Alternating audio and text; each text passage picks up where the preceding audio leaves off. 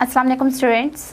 आज हम करेंगे जो हमने चैप्टर नंबर 5 स्टार्ट किया हुआ है पॉलिनोमियल्स, इसकी एक्सरसाइज हम कर रहे हैं 5.2।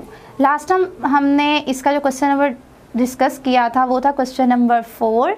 आज हम इसका करेंगे क्वेश्चन नंबर 5। क्वेश्चन नंबर 5 अगर आप देखें तो उन्होंने जो स्टेटमेंट में आपसे कहा हुआ है कि सब्ट्रैक्ट, मतलब कि हमने सब्ट्रैक्ट करना है ये जो भी पॉलिनोमियल हमारे पास गिवन है 4x + 6 - 2x का स्क्वायर फ्रॉम द सम।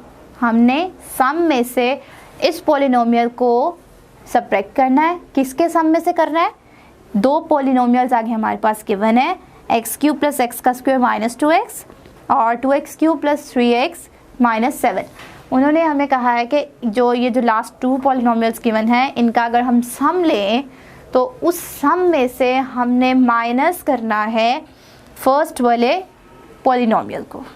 ठीक है, बात समझ आई आप लोगों को? उन्होंने ये कहा है कि हमने सम में से दोनों पॉलिनोमियल्स को ऐड करने के बाद जो आंसर आएगा उसमें से हमने माइनस करना है। तो जिस फ्रॉम के बाद जो भी पॉलिनोमियल बनता है हम उस पॉलिनोमियल को सब्ट्रैक्शन में पहले लिखते हैं और दूसरा वाला जिसमें से हमने जिसको करना होता है उसको माइनस के बाद लिखते हैं।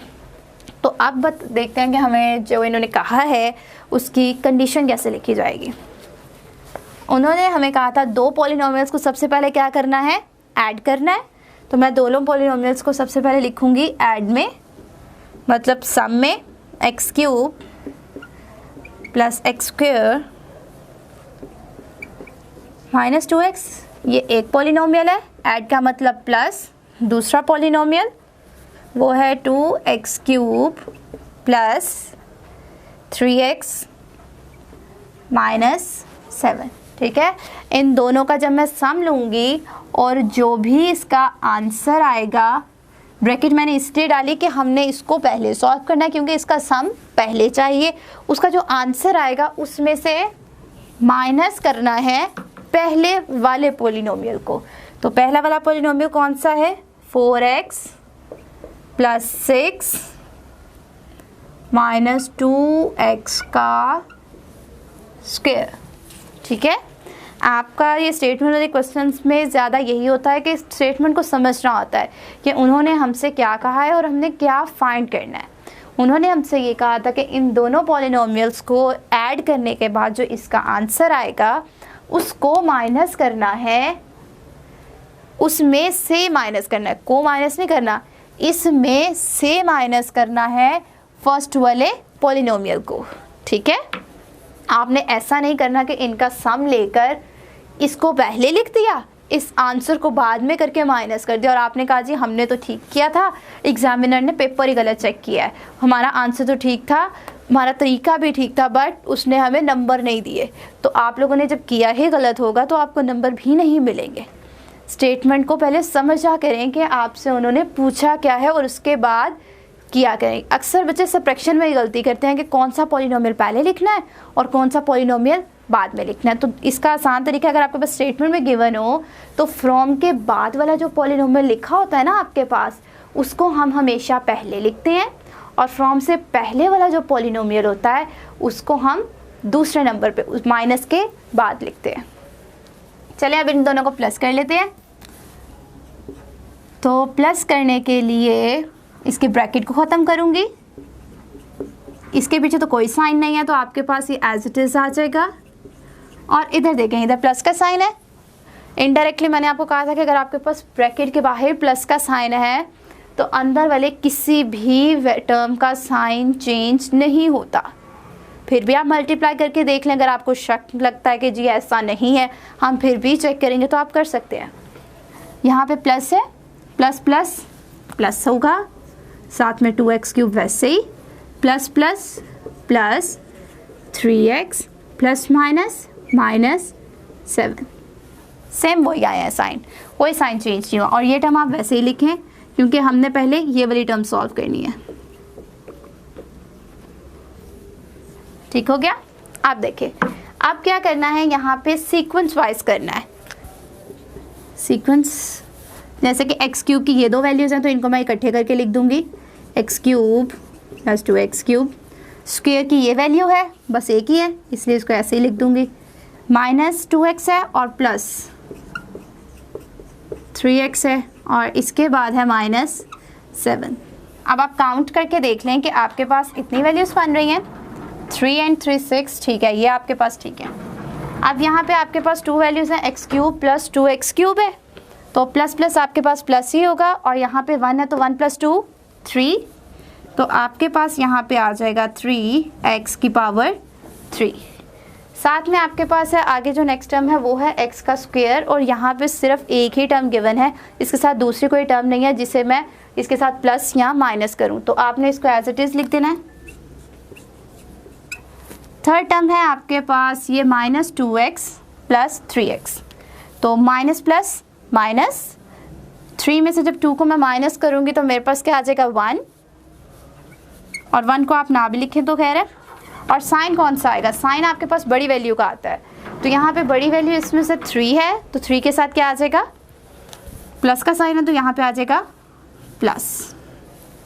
आगे देखें, आगे आपके पास है -7, ये भी एक ही वैल्यू है इसलिए इसको भी वैसे ही लिख दूंगी। अब आप इसकी चाहे ये वाली ब्रैकेट काट दें, ये माइनस और ये वाली टर्म इधर तो वैसे ही आनी थी, आपने इसको एज इट इज़ लेते तब तक लिखते जाना है जब तक कि हम इसको सॉल्व नहीं कर लेते।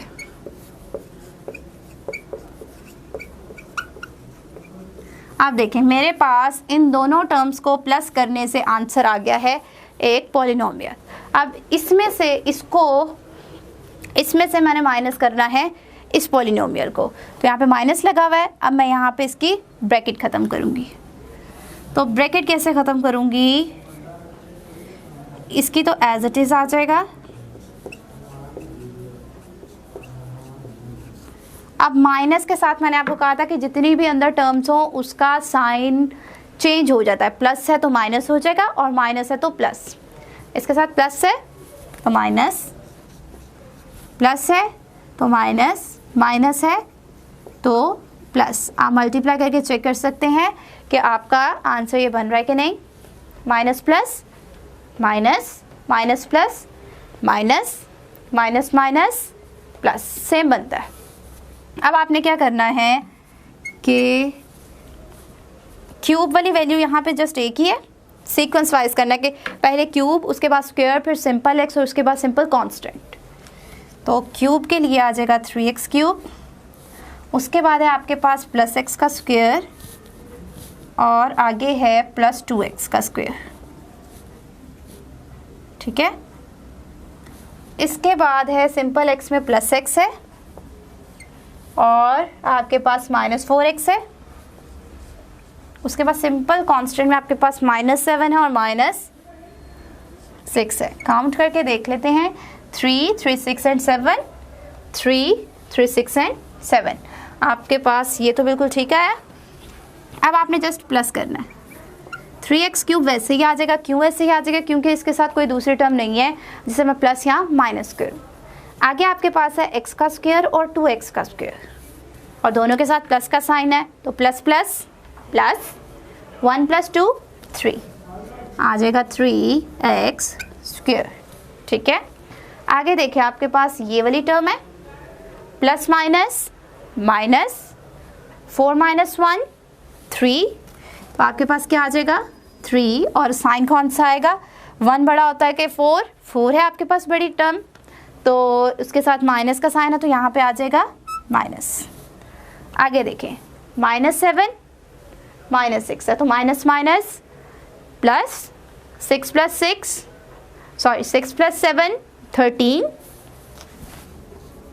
और साइन कौन सा आएगा, माइनस का, क्योंकि 7 के साथ कौन सा साइन है, माइनस का है, ठीक है। अगर आप इसका आंसर चेक करें तो आपके पास इसका आंसर सेम यही बनता है, ठीक है। तो इस तरह आपके पास ये हो गया आपका आज क्वेश्चन नंबर 5 एक्सरसाइज 5.2 का कंप्लीट। इसमें आपने जस्ट प्लस करके उसका जो आंसर आना था उसमें से दूसरे वाले पॉलिनोमियल को माइनस कर देना था, ठीक है। आई होप आपको इस क्वेश्चन नंबर 5 की समझ आ गई हो। अगर आपको मेरे लेक्चर्स बहुत अच्छे लग रहे हैं या मेरे लेक्चर्स की समझ आ रही है तो आप मेरी वीडियोस को लाइक कर दिया करें और कमेंट भी कर दिया करें, ताकि मुझे आपका रिस्पांस मिलता रहे कि आपको कितनी हद तक ये वीडियोस पसंद आ रही हैं और मेरी क्या क्या मिस्टेक है। बाय मिस्टेक मैं ना अक्सर नंबर्स में गलती कर देती हूँ या माइंड में कुछ होता है और लिख कुछ देती हूँ, तो इस तरह मुझे अपनी गलतियों का भी पता चल जाएगा और उन गलतियों को मैं फिर आइंदा दूसरे लेक्चर्स में रिपीट नहीं करूँगी।